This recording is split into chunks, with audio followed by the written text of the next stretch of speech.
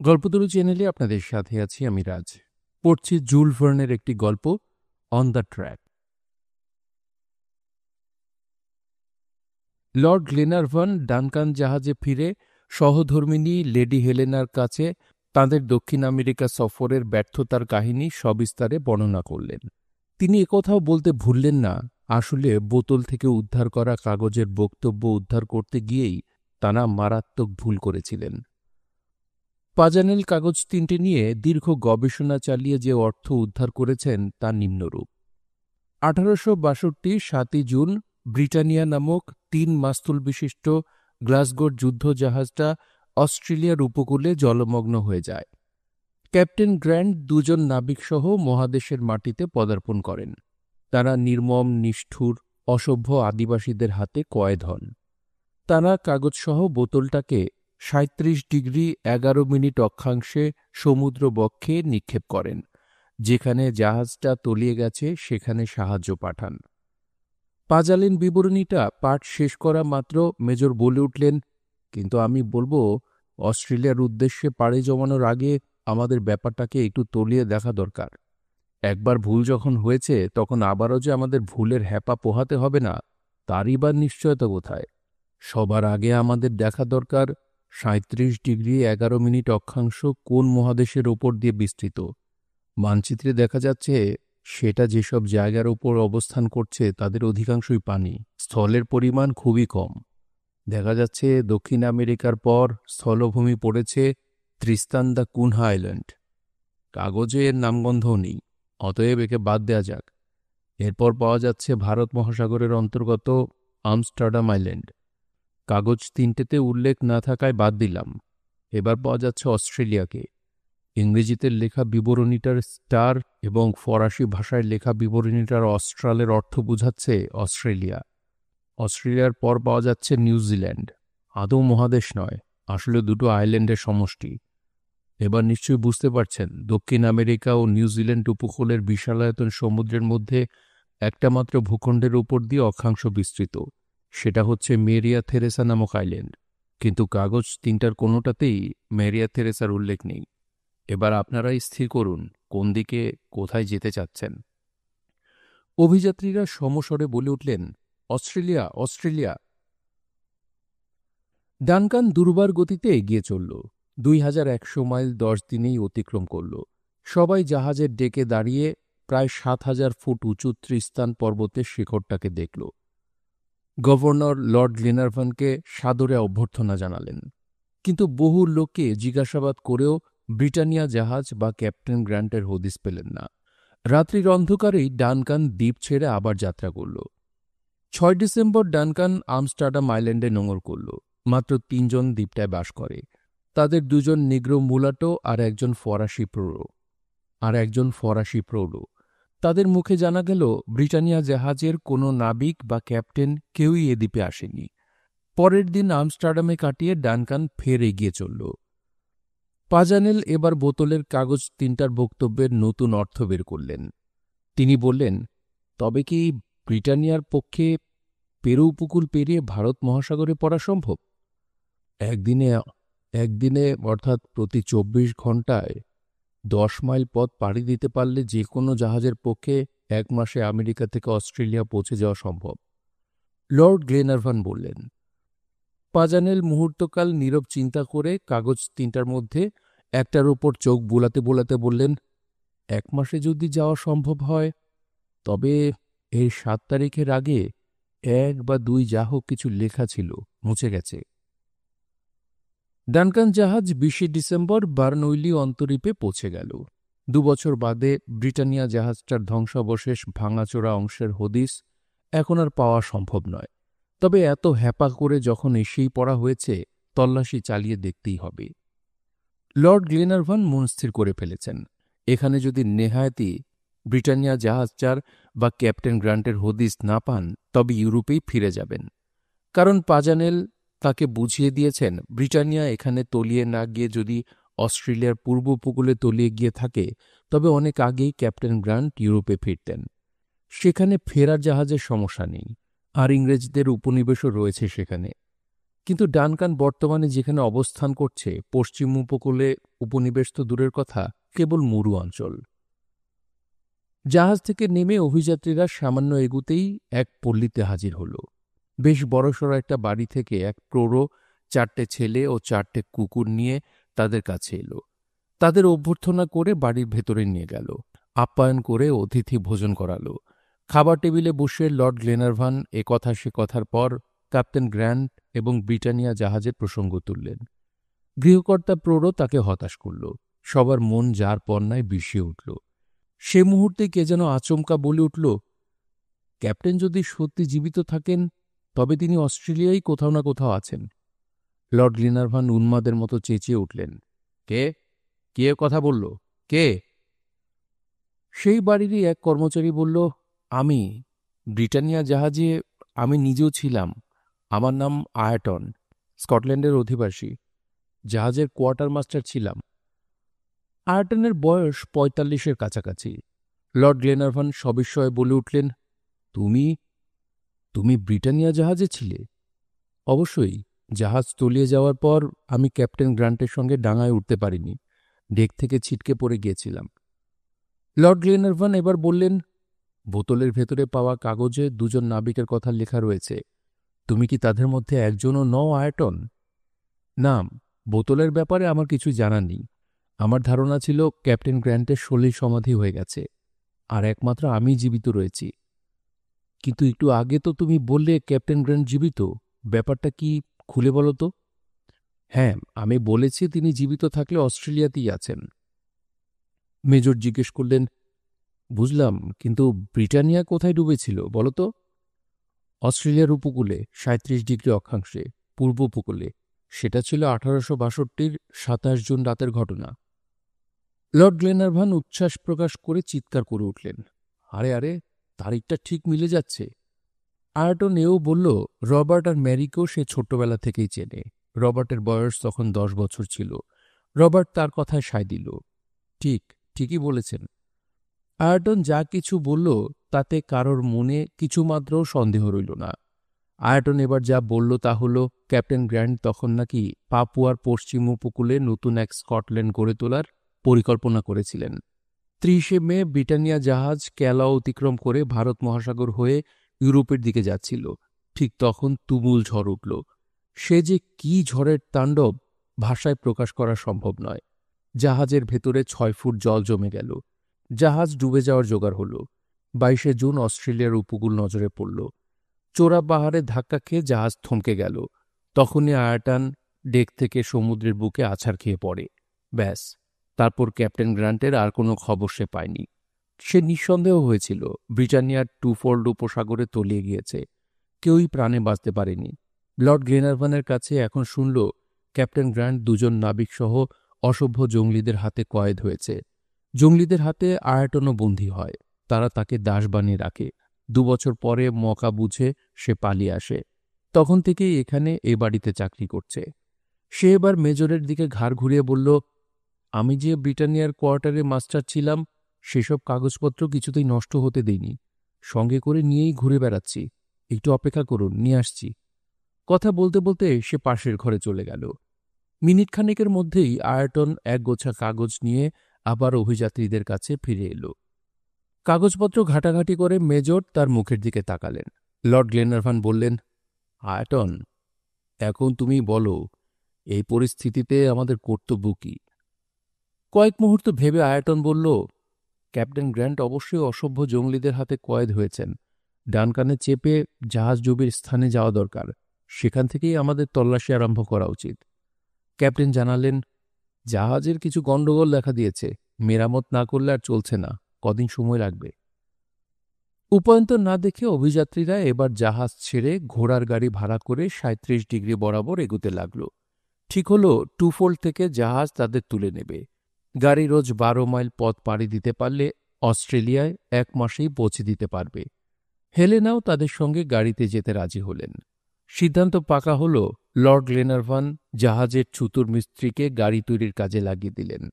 ৬ জোড়া বলদ জোগাড় করে নিল আয়টন। কদিনের মধ্যেই 4 চাকাওয়ালা 20 ফুট লম্বা চমৎকার একটা গাড়ি তৈরি হয়ে যায়। এবার খাবার দাবার ও অন্যান্য অত্যাবশ্যকীয় সামগ্রী সদ্য তৈরি গাড়িটাতে তুলে নেওয়া হয়। অভিযাত্রীদের নিয়ে বিশালায়তন গাড়িটা ৬ জোড়া তেজি বলদের টানে দিব্যে এগিয়ে চলে। জাহাজটাকে মেলবোর্ন নিয়ে যেতে নাবিক দরকার, তাই গাড়িতে তাদের বেশি সংখ্যক না নিয়ে জাহাজই বেশি রাখা হলো। মেলবোর্নে জাহাজ মেরামত করা সম্ভব না হলে সেটাকে টুফোল্ড নিয়ে যাওয়া হবে। ১৮৬৪-র ২৩শে ডিসেম্বর ৬ জোড়া বলদে টানা গাড়ি এগিয়ে চলেছে। এখানকার অধিকাংশ কলোনি উপকূলের গা ঘেঁষে অবস্থিত।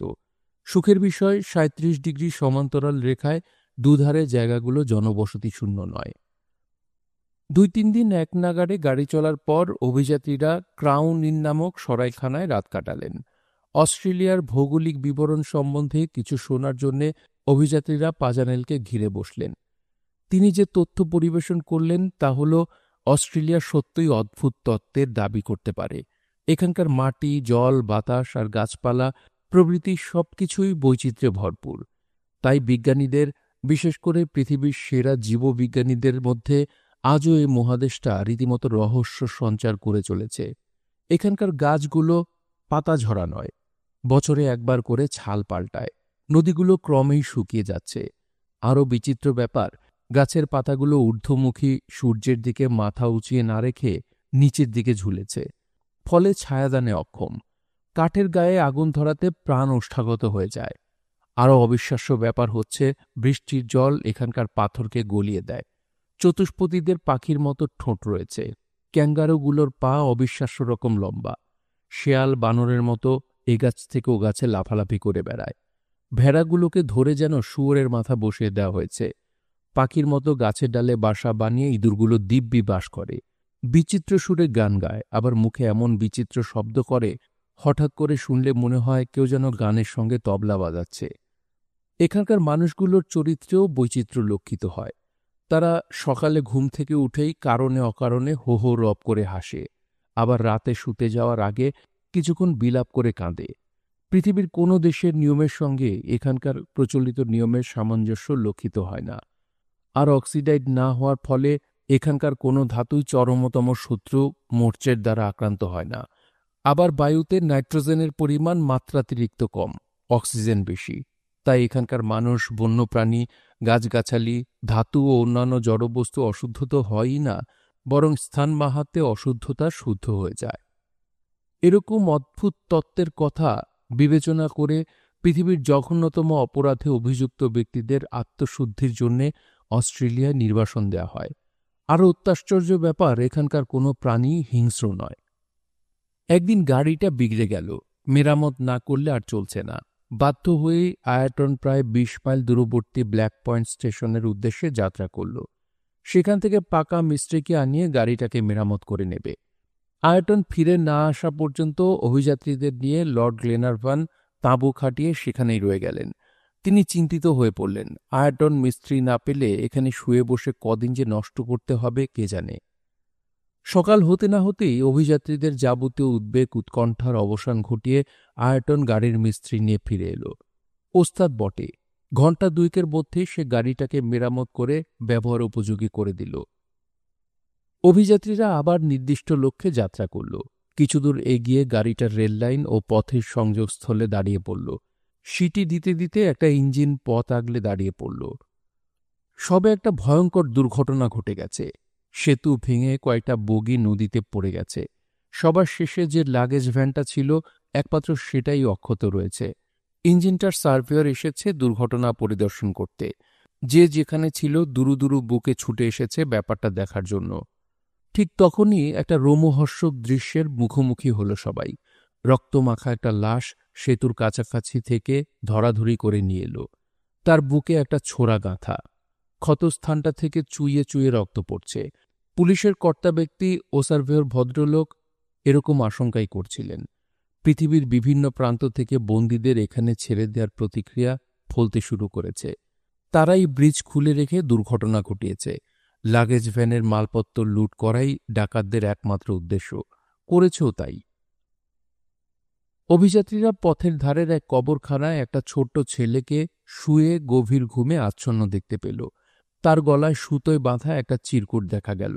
তার গায়ে একটা কুলির নাম লেখা, তার হেফাজতে টলিন নামে এ ছোট্ট ছেলেটাকে তুলে দেয়া হলো ঠিকানা মতো পৌঁছে দেবার জন্য। অভিযাত্রীরা নিজেদের মধ্যে কথাবার্তার মাধ্যমে সিদ্ধান্তে পৌঁছল ছেলেটার বাবা ট্রেন দুর্ঘটনায় প্রাণ হারিয়েছে। কয়েক মুহূর্তের মধ্যে ছেলেটা ঘুম থেকে উঠে বসল। নিজের পরিচয় দিতে গিয়ে সে বলল, আমি মিশনারি স্কুলের ছাত্র, ভূগোলে প্রথম পুরস্কার পেয়েছি। বাবা মাকে খুশির খবরটা দিতে যাচ্ছিলাম। স্যার তাকে শিখিয়েছেন ইংরেজ জাতটা সারা পৃথিবীর ভাগ্য নিয়ন্ত্রা, এমনকি ফ্রান্সের অধীশ্বর। তার কথা শুনে ভূগোলবিদ পাজালেন বিস্ময়ে হতবাক হয়ে গেলেন। লর্ড গ্লেনারভান ভ্রাম্যমাণ গ্রন্থাগার থেকে রিচার্ডসনের লেখা একটা ভূগোলের বই তাকে উপহার দিলেন। পরের দিন সকালে অভিযাত্রীরা এক অভাবনীয় ঘটনা লক্ষ্য করল। লেডি হেলেনার বুকের ওপর একগোছা ফুল আর উপরিত ভূগোল বইটা পাজানেলের কোটের পকেটে গুজে রেখে ছেলেটা উধাও হয়ে গেছে। 31 ডিসেম্বর। ক্লান্ত অবসন্ন অভিযাত্রীরা সোনার পাহাড় আলেকজান্ডার মাউন্টেনে উপস্থিত হলেন। লর্ড গ্লেনারভান সহযাত্রীদের নিয়ে খনি থেকে সোনা উত্তোলনের কারসাজি দেখলেন। 3 জানুয়ারি অভিযাত্রীরা রাতে এক সরাইখানায় আশ্রয় নিল। একটা ব্যাপার দেখে তারা যার পণ্যায় অবাক হল। এই অঞ্চলের সব বাড়ির দরজা জানলা বন্ধ, ভেতর থেকে খিল দেয়া, ভুলেও কেউ দরজা খুলল না। সরাইখানার মালিকের সঙ্গে কথা বলে লর্ড গ্লেনারভান জানতে পারলেন ট্রেন ডাকাতির খবর পাওয়ার পর থেকেই এ অঞ্চলের মানুষ খুবই সতর্ক হয়ে গেছে, আর অস্ট্রেলিয়ান গ্যাজেটে নাকি ছাপা হয়েছে ট্রেন ডাকাতদের পাত্তা মিলেছে। ব্যাপারটা লেডি হেলেনা আর রবার্ট ঘুমিয়ে পড়লে অভিযাত্রীরা সরাইখানার মালিককে খুঁচিয়ে আর যে গুরুত্বপূর্ণ খবরটা বের করল তা হল 6 মাস আগে নরফোক আয়ারল্যান্ডে চালান দেওয়ার সময় 19 জন নামকরা ডাকাত পুলিশের হেফাজত থেকে হাপিস হয়ে গেছে। তাদের সর্দার জয়েস, সে বহু কুকর্মের নায়ক। অনেক চেষ্টা করেও পুলিশ তার হাতে বেড়ি পড়াতে পারেনি। তার অস্ট্রেলিয়ায় আগমনের ব্যাপারটাও রহস্যজনক। সেতুর ওপরের দুর্ঘটনাটা তারাই ঘটিয়েছে। কি পাষাণ তাদের হৃদয়!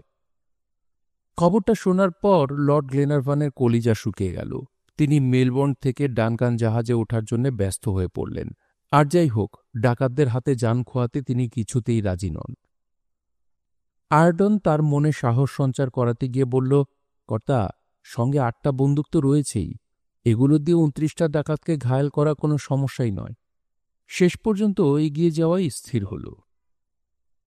5 জুলাই অভিযাত্রীরা মুরে নামক এমন এক জেলায় হাজির হলেন যেখানে কেবল অস্ট্রেলিয়ার আদিবাসীদের নিশ্চিন্ত বাসস্থল। কালো চামড়ার মানুষগুলো গ্রামের গণ্ডির বাইরে যেতে পারে না, কিন্তু শ্বেতাঙ্গরা অবাধে যাতায়াত করে। চাপা দীর্ঘশ্বাস ফেলে পাজালেন বললেন, আজ এখানে আর আদিবাসীদের তেমন দেখাই যায় না। অচিরেই শ্বেতাঙ্গরা অস্ট্রেলিয়ার একাধিপত্য বিস্তার করে ফেলবে। ঠিক তখন গাছের ডালে কারা যেন লাফালাফি দাপাদাপি করছে মনে হল। অভিযাত্রীরা এগিয়ে পিছিয়ে ডাইনে বায়ে হেলে অনুসন্ধিৎস দৃষ্টিতে ব্যাপারটা সম্বন্ধে ধারণা নেয়ার জন্য তৎপর হল। কি জানি, বলা তো যায় না, এখানে হয়তো শিয়ালের মতো উড়ন্ত বানর থাকলেও থাকতে পারে। পাজানিলি শেষ পর্যন্ত উৎকণ্ঠা দূর করতে গিয়ে বললেন, অস্ট্রেলিয়ার আদিবাসীরা এমন করে, বানরের মতো গাছের ডালে ডালে ঘুরে বেড়ায়। হ্যাঁ, নামে মানুষ বটে, কিন্তু মুখ চোখ বানরের মতোই। আয়টন এরকম একজন আদিবাসীর দাস হয়ে দুটো বছর কাটিয়েছে। এদের মেয়েদেরকে কৃতদাসীর মতো শিশু লালন পালন থেকে শুরু করে শিকার করে পুরুষদের পেটের জোগাড় করা পর্যন্ত যাবতীয় কাজ করতে হয়। পান থেকে চুন খসলে পুরুষরা লাঠির মাধ্যমে আদর সোহাগ করে। নারী জাতির এমন হীন জীবনযাত্রা দেখে লেডি হেলেনার দুচোখ জলে ভরে গেল। তিনি নিজেদের খাবার থেকে দুঃখিনী মেয়েদের জন্য খাবার দিলেন। হায়, হতচ্ছাড়া পুরুষগুলো জবরদস্তি ছিনিয়ে নিয়ে গোগ্রাসে গিলতে লাগল। ক্যাপ্টেন গ্র্যান্ট হয়তো এরকমই কোনো আদিবাসীদের মহল্লায় বন্দি জীবনযাপন করছেন। তবে পালিয়ে এসে আমি দাসবৃত্তি করে যে অমানসিক দুঃখ যন্ত্রণা ভোগ করেছি, তার থেকে আদিবাসীদের হাতে আমৃত্য কয়েদ থাকা অনেক অনেক বেশি শান্তির। এমন সময় একদল এমু পাখি দেখে আদিবাসীরা লাঠি সোঁটা নিয়ে তেড়ে গেল। আরে বাস, তারা ঘোড়ার চেয়ে তীব্র বেগে ছোটে। তারা অভিজ্ঞ হাতে 5-5টা এমু পাখি ঘায়েল করে ফেলল। আসলে ডানার পরিবর্তে দেহের দুপাশে মাংসপিণ্ড থাকার জন্যে তারা উঠতে পারে না। আদিবাসীদের মহল্লায় আরও অবিশ্বাস্য একটা ব্যাপার দেখা গেল। গাছের মগডালে নীলাপ কয়েকটা কাকাতুয়াকে মারার জন্যে 2 ফুট ওপর দিয়ে তীর বেগে বাঁকানো একটা কাঠের টুকরো ছুড়ে দিল। সেটা প্রায় 40 ফুট ধরে গিয়ে হঠাৎ এক ক্লাপে প্রায় 100 ফুট ওপরে উঠে গিয়ে ডজনখানেক কাকাতুয়াকে ধরাশায়ী করে কার্ডটা আবার নিক্ষেপকারীর কাছে ফিরে এলো।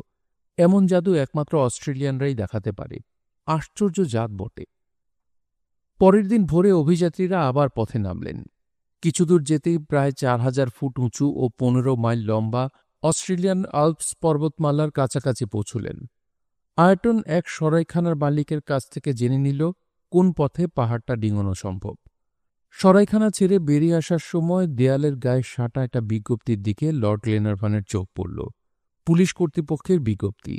বেন জয়েসের সন্ধান যে দিতে পারবে তাকে নগদ 100 পাউন্ড পুরস্কার দেওয়া হবে। বিজ্ঞপ্তিটা পড়ে তিনি চোখ মুখ বিকৃত করে উঠলেন। অপদার্থটিকে ফাঁসির দড়িতে লটকে দেওয়া দরকার। আয়টন বলল, কর্তা, তার মাথার দাম কিন্তু 100 পাউন্ড হওয়া উচিত নয়। পাহাড় ডিঙোতে গিয়ে একটা বলদ আর একটা ঘোড়া অক্কা পেল। শেষ রাত্রির দিকে আরও একটা বলদ, আরও একটা ঘোড়া পৃথিবী ছেড়ে গেল। এ যেন বলদ আর ঘোড়ার মড়ক লেগে গেল। পাহাড়ের গুহায় অভিযাত্রীরা রাত কাটাতে লাগল। তখন রাত প্রায় 11টা। হঠাৎ মেজরের ঘুম ভেঙে গেল। যন্ত্রচালিতের মতো ঝট করে বসে পড়লেন।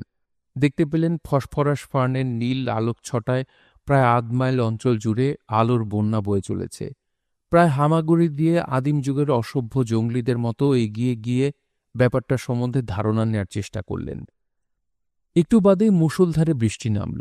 সে সঙ্গে অনবরত কর্কশ স্বরে মেঘ ডাকাডাকি করতে লাগল।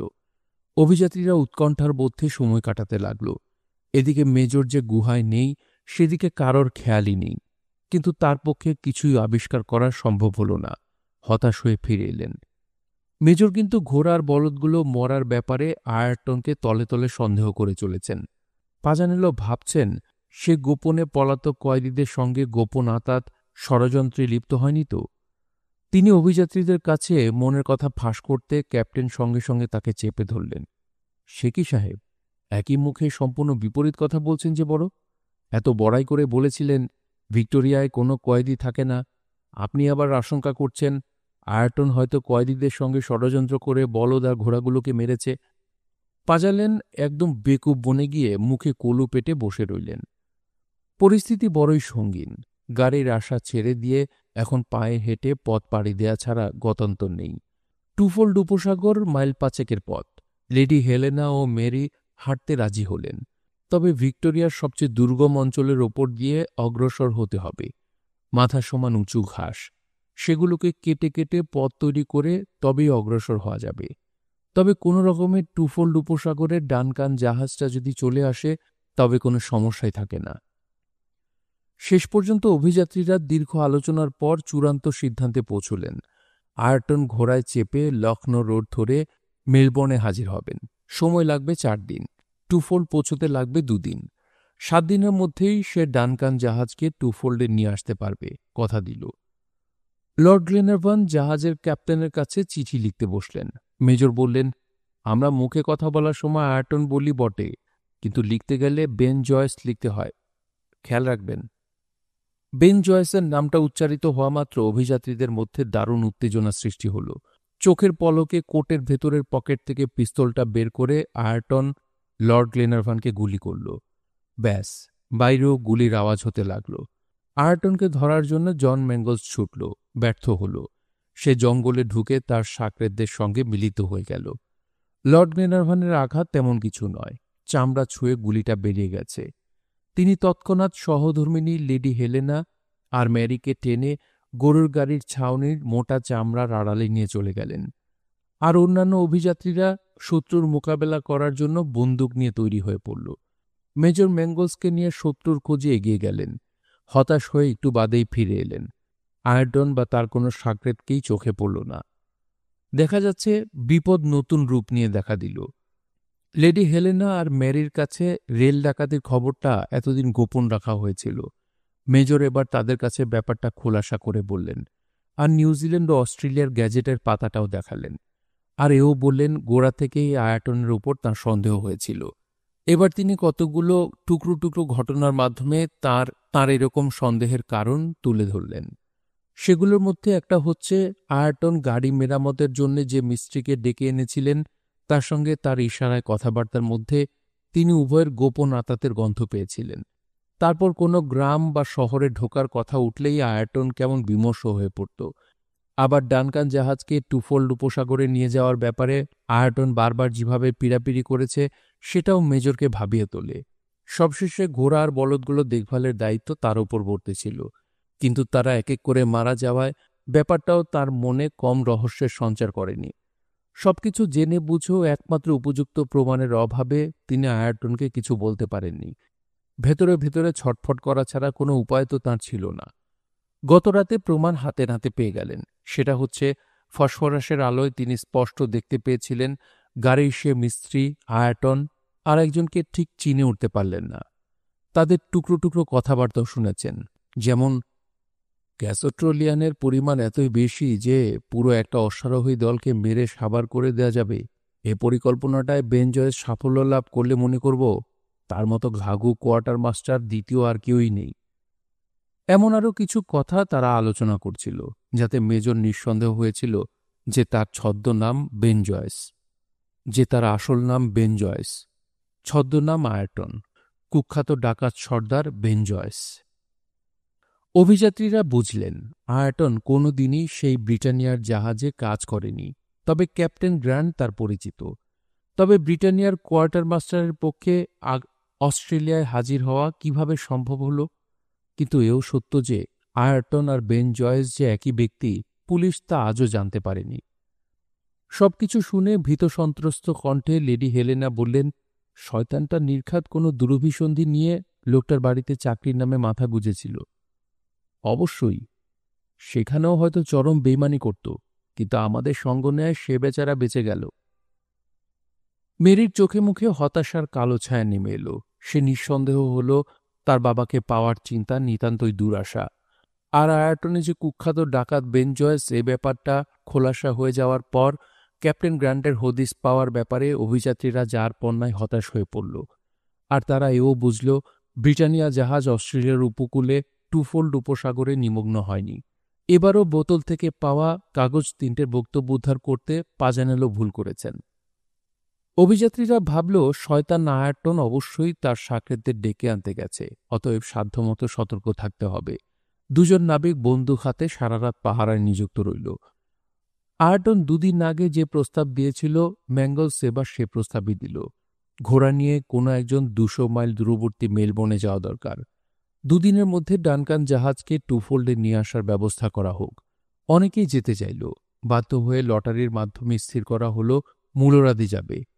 ডানকানের মেট টম স্টেনের নামে লর্ড গ্লেনারভান চিঠি লিখে দিলেন। পত্র পাওয়ামাত্র তিনি যেন ডানকানকে অস্ট্রেলিয়ার পূর্ব উপকূলে নিয়ে যান। মূলরাদি লর্ড গ্লেনারভানের আদেশপত্র নিয়ে ঘোড়া নিয়ে রওনা হয়ে গেল। একটু পরেই মূলরাদি যেদিকে ঘোড়ায় চড়ে যাত্রা করেছে সেদিক থেকে হঠাৎ গুলির আওয়াজ ভেসে এলো। অভিযাত্রীদের মাথায় আকাশ ভেঙে পড়ার জোগাড় হল। সে নিশ্চয়ই বিপদাপন্ন। লর্ড গ্লেনারভান এগিয়ে যাওয়ার জন্য ব্যস্ত হয়ে পড়লেন। মেজর তার পথ আগলে দাঁড়ালেন। ঠিক তখনই করুণ আর্তস্বর ভেসে এলো, বাঁচাও, বাঁচাও, কে কোথায় আছো, বাঁচাও। কয়েক মুহূর্তের মধ্যে রক্তাপ্লুত অবস্থায় মোরলাদি বিকট আর্তনাদ করতে করতে অভিযাত্রীদের কাছে হাজির হল। পাঁজরে গুলি লেগেছে, রক্ত ঝরছে। সে লর্ড গ্লেনারভানকে বলল, কর্তা, চিঠিটা শয়তান বেন জয়েস। ব্যাস, সংজ্ঞা হারিয়ে সে মাটিতে আছাড় খেয়ে পড়ে গেল। বেশ কিছুক্ষণ পরে সংজ্ঞা ফিরে পেয়ে যন্ত্রণাকাতর মোরলাদি কোনো রকমে যা বলল তার মর্মার্থ হল, তাকে গুলি করে বিশ্বাসঘাতক বেন জয়েস জোর করে পকেট থেকে চিঠিটা নিয়ে গেল। যাবার আগে সে বলল, 2-4 দিনের মধ্যেই আমরাই ডানকান জাহাজের মালিক হচ্ছি। তারপর নিজেই চিঠিটা নিয়ে ডানকান জাহাজের মেট মিস্টার টম অস্টিনের কাছে ছুটল আর তার সাকরেদদের বলে গেল তারা যেন অস্ত্রশস্ত্র নিয়ে টুফোল্ডে গিয়ে অপেক্ষা করে। দুঃসংবাদটা পাওয়া মাত্র পাজানেল ক্যাপ্টেনকে নিয়ে টুফোল্ডের দিকে রওনা হলেন। ডাকাতদের আগেই তারা সেখানে পৌঁছে যেতে চান। শেষ পর্যন্ত ডানকান জাহাজ ডাকাতদের কবলে পড়বে, কিছুতেই হতে দেয়া যায় না। কিন্তু শেষ পর্যন্ত 10 মাইল পায়ে হেঁটে হতাশায় জর্জরিত হয়ে ক্লান্ত দেহে ফিরে আসতে বাধ্য হলেন।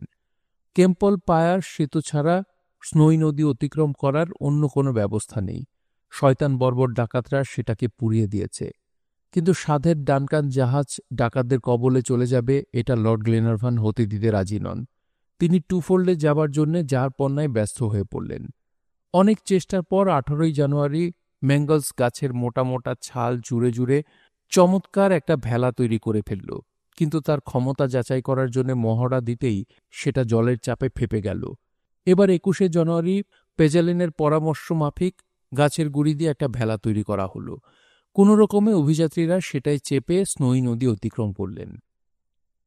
২৫ জানুয়ারি বেলা ১১টায় অভিযাত্রীরা টুফোল্ড থেকে ৫০ মাইল দূরবর্তী ডেলিগেট নামক গ্রামে, সেখান থেকে একটা গাড়ি ব্যবস্থা করে তারা সমুদ্র উপকূলে ৩৭ ডিগ্রি সমান্তরাল রেখায় উপস্থিত হল।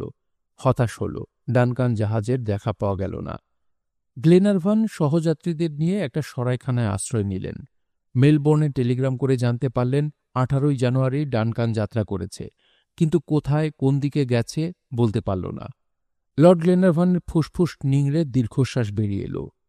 তবে কি ডানকান সত্যি ডাকাতদের কবজায় চলে গেল? শুনছিলেন জুল ভার্নের অ্যাডভেঞ্চার গল্প অন দ্য ট্র্যাক। গল্পটি আপনাদের কাছে কেমন লাগলো তা অবশ্যই কমেন্ট করে আমাদেরকে জানাতে পারেন। ভালো লাগলে একটি লাইক করবেন, চাইলে শেয়ার করে অন্যকে শোনার সুযোগ করে দিতে পারেন। সবাই ভালো থাকবেন, সুস্থ থাকবেন এবং গল্পতরুর সঙ্গেই থাকবেন। ধন্যবাদ।